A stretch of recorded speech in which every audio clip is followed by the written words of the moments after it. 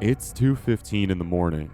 You're sound asleep in your bed and then, without any warning, the ground beneath you begins to move. The walls on all sides of you begin to crack and the floor heaves. You're thrown from your bed before you can even understand what's happening. Outside, you hear something you've never heard before. A deep, thunderous roar coming from underneath the earth itself. The sky above you turns black and the air begins to smell of rotten eggs.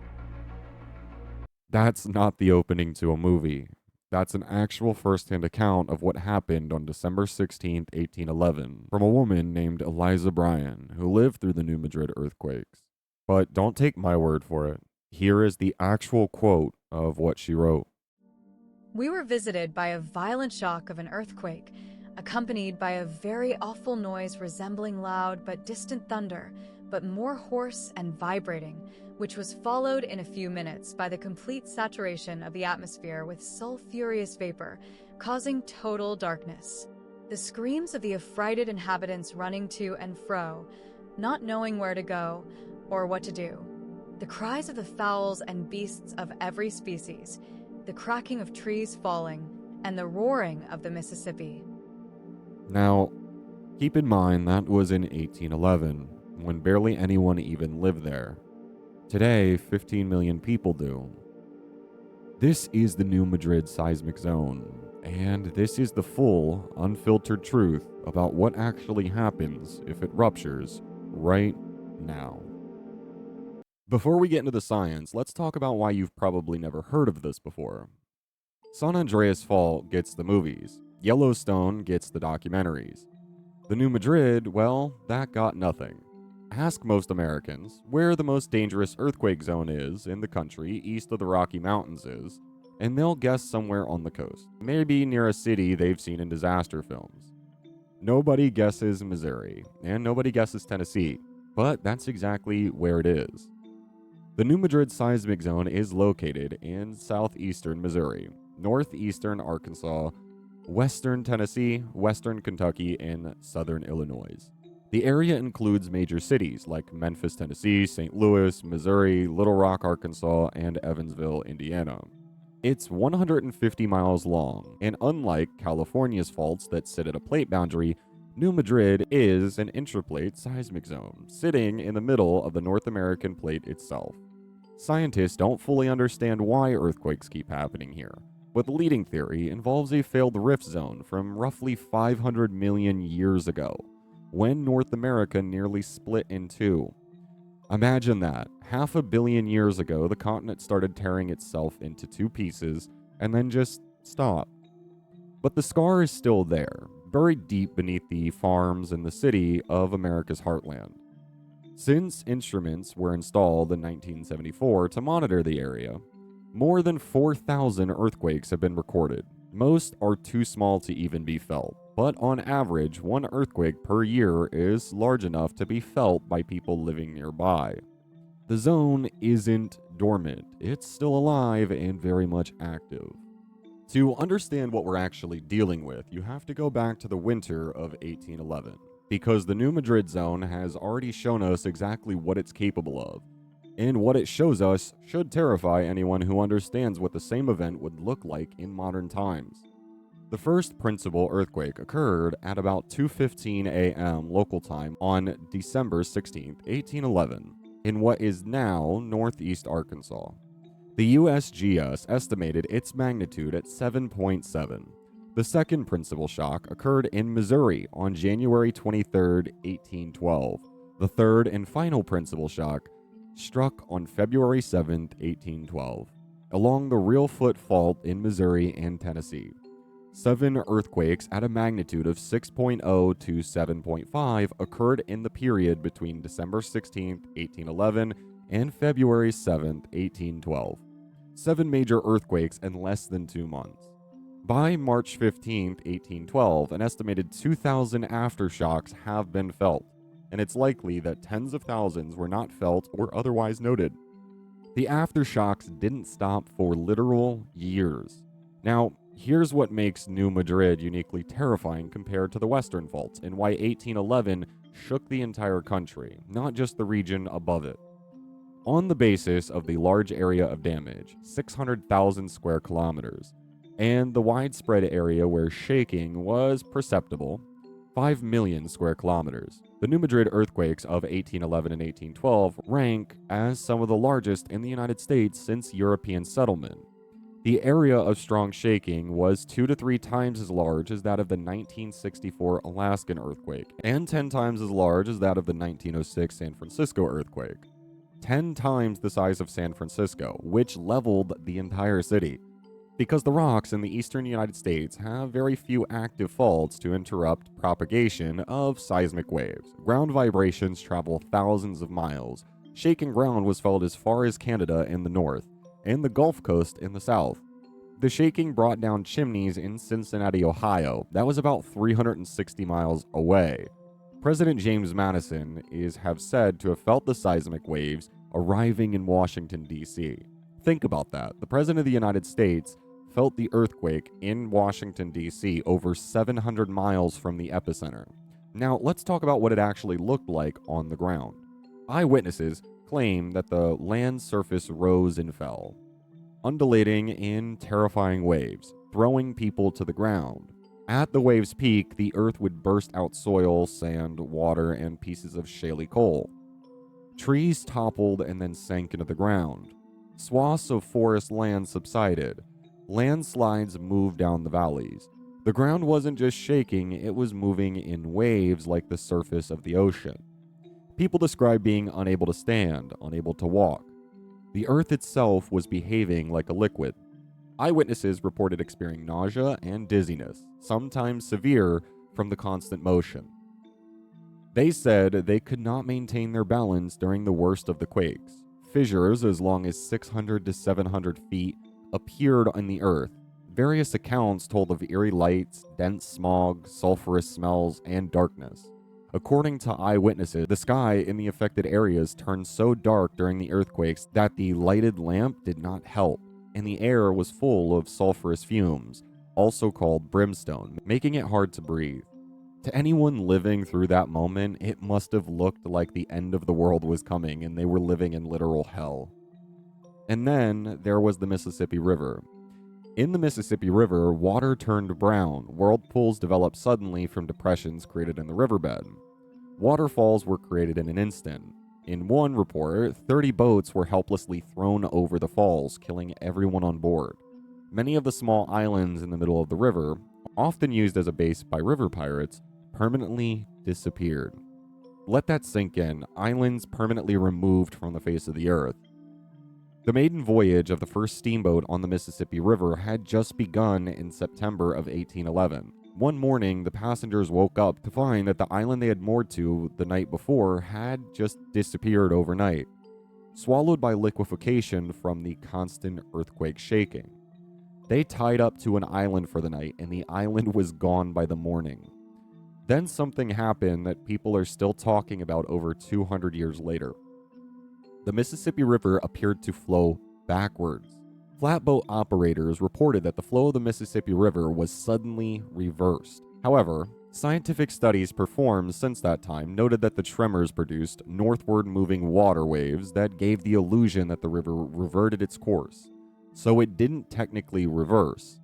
The earthquake generated waves so powerful they traveled upstream, making the river appear to run backward. The ground itself shifted, land rose in some places and it sank in others, permanently rerouting waterways.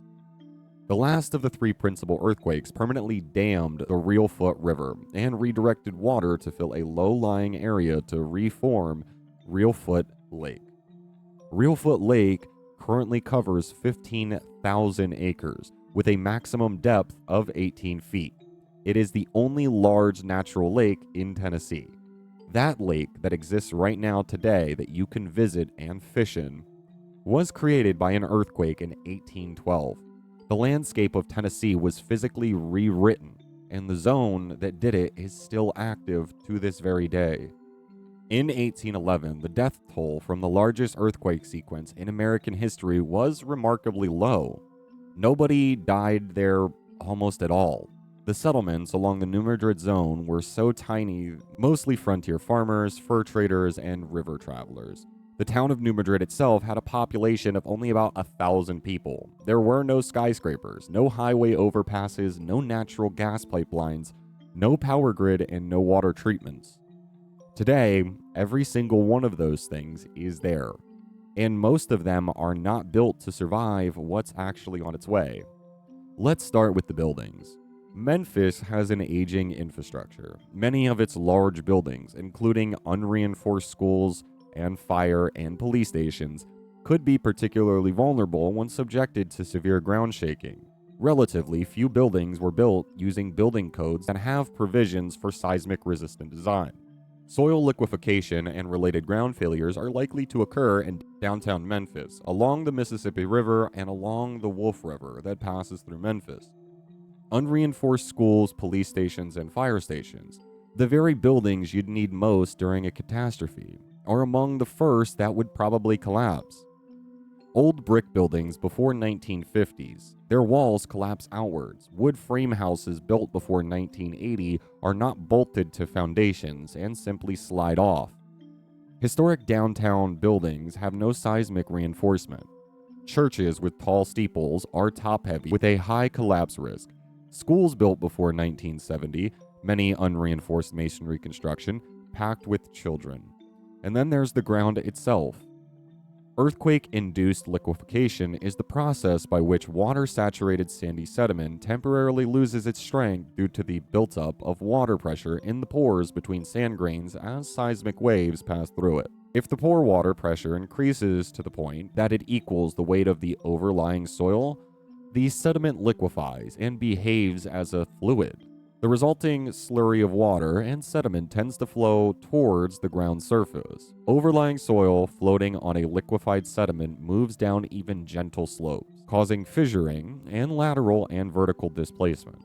This is called lateral spreading, and in Memphis, where the bedrock sits 3,000 feet below the surface, it would be catastrophic. Buildings don't just fall over during liquefaction, they sink into the ground entirely. They tilt. Entire city blocks can shift and settle into soft ground that no longer has the structural integrity to support them. Compared to that, downtown St. Louis, where bedrock is only 10 feet below the surface, St. Louis would still suffer severe damage, but it would survive in a way that Memphis simply would not. And here's the second dimension of this that isn't talked about either. Most structures in the New Madrid region were not built to withstand earthquake shaking, as they have been in more seismically active areas like California. Most earthquake preparations have also lagged far behind. California has spent billions of dollars retrofitting its bridges, hospitals, and infrastructure for seismic events because they're kind of used to it. This has been happening for decades. The central United States has not. States in the New Madrid region face significant budget constraints. Mississippi, Arkansas, Tennessee, and Kentucky rank among the poorest states in the country. Education, healthcare, and infrastructure all compete for a very limited budget. Earthquake preparedness seems abstract compared to immediate needs. And there's a psychological component that makes this even worse. Unlike tornadoes, floods, and hurricanes, earthquakes do not give notice and do not allow for evacuation or the preparation mobilization of response teams. You can't evacuate from an earthquake. You can't see it on a weather radar. There is no month advance. It just happens. Now, let me run you through what a scenario like this would look like playing out in real life. The time is currently 2 a.m., and most of Memphis is sound asleep. For those who aren't, they make their daily travels across bridges, highways, into homes, businesses, and to their work. Deep beneath northeast Arkansas, however, miles underground, the fault begins to tear. All three segments simultaneously. The energy that releases in that moment has been building for centuries. It travels outward through something far more dangerous than just hard rock. It travels through soft, water-saturated river settlement, thousands of feet of it, stretching for hundreds of miles in every direction, sediment that doesn't simply absorb that seismic energy. It instead amplifies it into something much worse. In the small towns directly above the rupture, the shaking arrives without any warning. There is no slow build and no rumble, no warning at all. One moment there is silence, and the next, the walls are moving and the floor is completely gone. The darkness is full of sounds that have no name. People are thrown from their beds before they are conscious enough to understand what is actually happening around them. The ground moves in waves, much like the surface of the ocean. And just like the people who witnessed it in 1811, no one can stand and no one can run away. The earth itself is not allowing evacuation. The air begins to smell of rotten egg. By 2:15 a.m., Memphis is shaking completely. 1 million people asleep in a city on top of thousands of feet of river settlement, so deep that bedrock sits 3,000 feet below the surface. The older brick buildings, the ones lining the streets of downtown, some of them over a century old, don't just crack, they don't lean either. Their walls begin to peel away at the frames and fall outwards onto the streets below in cascades of rubble. Wood frame houses slide off of their foundations completely. Parking structures fold floor by floor, and beneath all of it, the soil itself, something is happening that turns a bad earthquake into a catastrophic one. The ground begins to liquefy. The pressure building inside the waterlogged sediment has reached the point where the soil can no longer support what's sitting on top of it. Buildings begin to tilt, sink. Some rotate slowly, they are twisted by an invisible hand. Geysers of water and wet sand erupt from the earth, from parking lots, front lawns of homes, from the middle of the street, shooting into the air as the ground itself tears open in long, dark fissures that run for hundreds of yards in any one direction. And on the Mississippi River, the bridges begin to fall too. One by one, small pieces and bits of rubble, steel groaning at connection points and deck sections shuddering and then dropping completely. Cars that were crossing minutes ago now fall into the water below, or onto roadways. The approaching ramps on both ends in broken concrete hanging over nothing. In the space of 2 minutes, the river crossing that connects the eastern and western United States is now gone. By 2:30 a.m., however, a new problem emerges. The gas lines are rupturing beneath every neighborhood in the city one by one. The natural gas network, miles of pipe buried underneath the sediment, is now cracked and shifted and is shearing apart at every joint, every single bend, and every connection point. Gas begins to pour onto the ground, into basements, and into spaces between collapsed houses where severed electrical wires are already sparking in the darkness. The first fires begin, and the fire stations cannot respond. The same construction that brought down apartment buildings has brought down fire stations. The trucks that do make it out roll onto streets that no longer exist, blocked by collapsed overpasses, split open by fissures, or buried underneath rubble. When the first crews reach the fires and connect their hoses to the hydrants, they get nothing. The water mains beneath Memphis are broken in thousands of places. There is no water pressure to be had. There is no water. The fires begin to grow unchallenged, slowly consuming certain parts of the city. At that same moment, across 8 states, 2.6 million homes go dark as the power grid fails in cascading waves outward from the epicenter. It is the middle of the night in late winter or high summer, depending on the season, and the lights are now gone across a region the size of Western Europe. People who made it out of collapsed buildings, needing help, calling into the darkness, are forced to sit and watch as the city before them burns. Somewhere in Memphis, a mother is trying to call emergency services for her child that is stuck underneath the rubble. Unfortunately, that call will never make it. Every person in 8 states is trying to reach someone at that same moment. The cell network is gone. The call centers that are still standing are so overwhelmed they've stopped being functional. The ones that aren't still standing are laid in the street with the rest of the homes as rubble. People are trapped in collapsed buildings across the entire city. Some are calling out, and some will remain silent forever. Rescue teams won't reach most of them for hours, sometimes even days, because the roads that rescue teams would drive on are gone. The bridges they would cross to even enter the city to begin any rescue attempts are also non-existent, and the 42,000 search and rescue personnel required for a disaster of this scale are still hours away from even being mobilized into the dead of night. The hospitals, all 130 of them across the region, most of them sitting in the impact zone, are being overwhelmed by people arriving on foot, in pickup trucks, or being carried. Doctors and nurses are triaging patients in parking lots because the buildings they work in are no longer safe to be inside of. The medical system that 1 million people in Memphis depend on in the space of 1 hour has ceased to function. The aftershocks keep coming, and they're not small, disrupting the work of rescuers or medical personnel. They're large enough to bring down buildings that were damaged but still standing. They're large enough to send anyone trying to help scrambling for cover. And somewhere out in the dark, the fires on the horizon are still spreading. When the first aircraft do manage to get into the air at sunrise, and the first footage starts coming back to the rest of the Americans, the people watching it will not immediately recognize what they're seeing. Memphis looks like it was blown to the ground.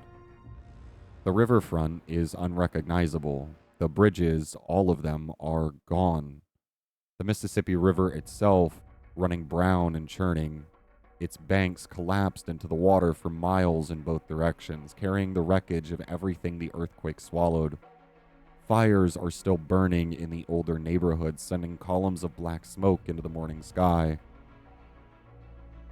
And the roads leading into the city, the arteries that rescue convoys need to travel, are blocked. Collapsed overpasses, buckled pavement, fissures splitting the interstate. The disaster zone is not just suffering, it's effectively sealed in. 3 days after the fault tore open, 7.2 million people are still displaced from their homes. 2 million of them are living in temporary shelters, schools, arenas, convention centers, any buildings still standing and deemed safe enough to hold people. Water has become everything. The pipe network beneath Memphis, thousands of miles of it, running through the soil that liquefied, has sustained nearly 500,000 individual breaks. Clean water is not flowing. What is flowing through the compromised system is contaminated by agricultural chemicals that flooded into rivers when farmland was destroyed, by ruptured sewer lines, by everything the earth broke open underground. Water has to be trucked or flown in, rationed out to millions of people across a broken landscape. And then, because this is the new Madrid and not California, the second earthquake hits. The geological record from 1811 is unambiguous on this. The fault produces sequences, not just aftershocks. Second and third major earthquakes, weeks apart or longer, of similar magnitude to the first. The buildings that survive the first rupture won't survive the second. The shelters full of people shake again, violently. The rescue workers still in the field are thrown to the ground. The cranes beginning to pull rubble off of survivors are destabilized mid-operation. The recovery becomes a disaster inside of another disaster. The news cycle moves on. The camera crews end up leaving to cover other stories. The 7.2 million displaced people do not get to leave, however. The farmland of Arkansas, Tennessee, and Missouri, buried under mud and sand-blow deposits, will not recover in one season. Some of it will not recover in a decade. The sand blows from 1811 are still visible in farm fields today, over 200 years later, as pale sandy scars where crops still won't grow. The economy of the region, the poorest in the country before any of this happened, has been erased. 40% of small businesses that closed will never get to reopen. The Mississippi River, still navigating its new post-earthquake geography, remains compromised for weeks. The fuel, grain, and freight that moves through it every day backs up. the efforts ripple outward to every corner of the country. And the rebuilding? New Madrid destroyed 15 major cities across 8 states in a region with no seismic construction history, no retrofitted infrastructure, and a federal government being asked to fund the largest natural disaster recovery in American history, all at once. People who lost their homes in Memphis's liquefied neighborhoods are not going back in months. You can't repair ground that has fundamentally changed. You tear down what's left, assess the ground, and start over. That process can take years. Some of the neighborhoods will be condemned entirely. The displaced millions filter outward. Some find family, some find government housing, some stay in temporary shelters for months that stretch quietly and without headlines into years. Through all of it, the aftershocks continue. They're smaller now, but a reminder that it's still alive and still very much active. Let's bring this back to a more calm environment and put some actual numbers on what we're talking about. In 2009, the University of Illinois and Virginia Tech, funded by FEMA, completed the most detailed scientific study ever conducted on a New Madrid rupture. They modeled a 7.7 magnitude event with all 3 fault segments rupturing simultaneously. Here is what the study found. The report estimated 86,000 casualties, including 3,500 fatalities, 750,000 damaged buildings, 7.2 million people displaced, with 2 million of these seeking shelter primarily due to the loss of utility services. FEMA warned that a serious earthquake in the New Madrid Seismic Zone could result in the highest economic losses due to a natural disaster in the United States, predicting widespread and catastrophic damage across Alabama, Arkansas, Illinois, Indiana, Kansas, Mississippi, Missouri, Oklahoma, Texas, and particularly Tennessee. Roughly 15 major bridges are unusable. 3 days after the earthquake, 7.2 million people are still displaced and 2 million are seeking temporary shelter. Direct economic losses for the 8 affected states total nearly $300 billion, while indirect losses may be at the very least twice that amount. $300 billion in direct losses, up to $600 billion when the ripple effects are counted. Nearly 425,000 breaks and leaks to both local and interstate pipelines. About 42,000 search and rescue personnel working in 1,500 teams would be required to respond. 42,000 search and rescue personnel, for context, that's roughly the entire population of a mid-sized American city. Just for search and rescue, in a disaster zone spread across 8 entire states. Water supplies, power grids would go down. These aren't things that get restored in days. Water treatment infrastructure, pipeline networks, power substations, these take weeks to months to repair even under normal conditions. Under catastrophic conditions with damaged roads, collapsed bridges, and overwhelmed emergency services, potentially much longer. This is the section that turns a regional disaster into a national one. Most people think of the Mississippi River as a landmark, as a famous waterway, something you see on maps. What it actually is one of the most critical economic arteries in the United States. Roughly 60% of all grain exported from the United States moves through the Mississippi corridor. Coal, oil, steel, industrial chemicals, agricultural products that feed not just America, but the world. Lifelines crossing the region, including highways, bridges, and oil and gas pipelines leading to the northeastern United States, would be severely damaged, particularly in the Mississippi Valley. If the earthquakes were to occur when the Ohio and Mississippi rivers were high, losses of levees would be likely, along with the flooding of low-lying communities. Liquefaction and failure of levees and riverbanks could make the Mississippi River unnavigable for many weeks, potentially months. Imagine the supply chain consequences of the Mississippi River shutting down for a full month. The fuel pipelines in the northeastern United States are severed, grain exports halted completely, barge traffic carrying tens of billions of dollars worth of goods are stopped in their tracks. This is not just a Memphis problem anymore. This is not a Tennessee problem either. When the Mississippi goes down, grocery store shelves across the country feel it. Fuel prices spike nationally. Industries that depend on river transport grind to a halt. The earthquake hits the fault zone in the middle of America. The economic shockwave hits every state. Here's something the news coverage never gets to because it's not dramatic enough for the headlines, but it might be the most important factor of anything else. How exactly do you rescue millions of people when the roads are gone or impassable? About 42,000 search and rescue personnel working in 1,500 teams are required to respond to this earthquake scenario, as we have said. Where do these 42,000 people come from? They come from neighboring states. They drive in on highways. They come across bridges. Roughly 15 major bridges are deemed unusable. The highways are cracked. The overpasses have collapsed, and the bridges over the Mississippi are gone.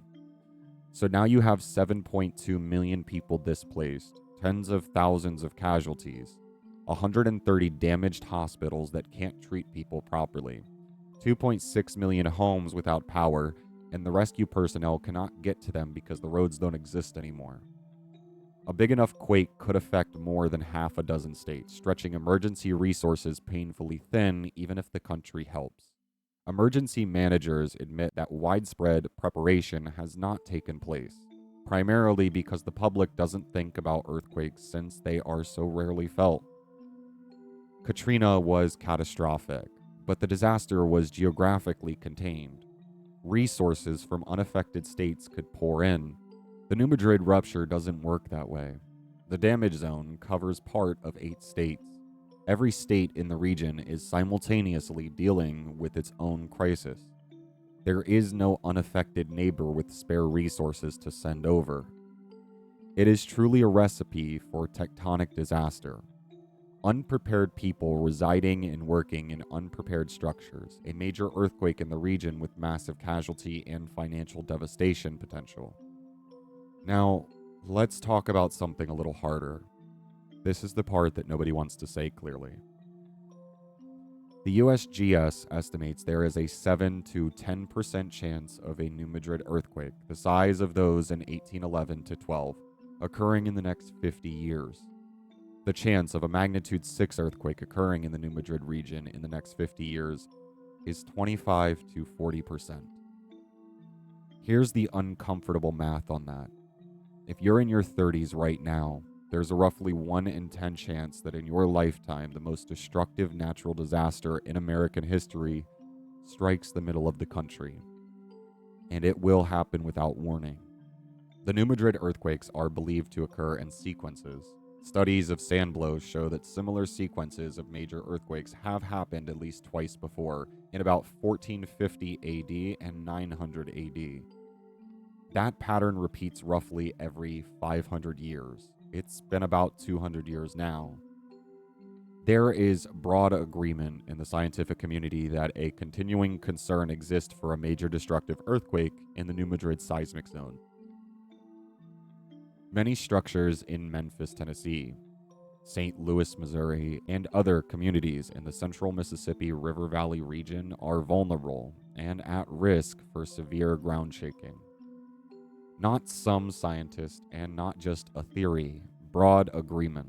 The USGS, FEMA, the Missouri Department of Natural Resources, the University of Memphis Center for Earthquake Research, decades of research and dozens of scientists all saying the same thing. Here's what I want to leave you with today. The 1811 earthquakes hit when 15 million people weren't there, when there were no highway bridges to collapse, no natural gas pipelines to rupture, no hospitals to fail, and no power grid to fail, no supply chains to sever. The people who ended up living through it back then were terrified.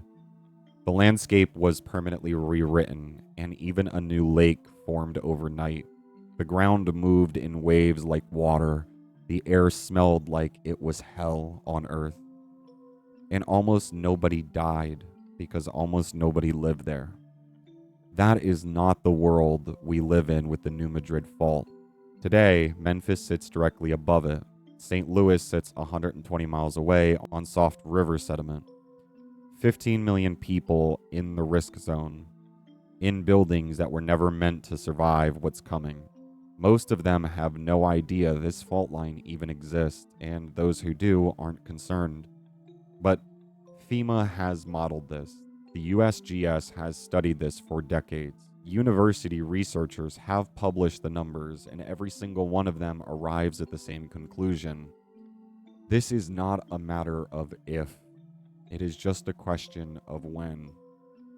And the honest answer, the truth that you're not going to hear anywhere else but right here, is that when it does come, the central United States is nowhere near ready. Drop a comment below. Did you know the fault line even existed before this video? Because you do now. Anyway, guys, until the next one, stay happy and stay safe.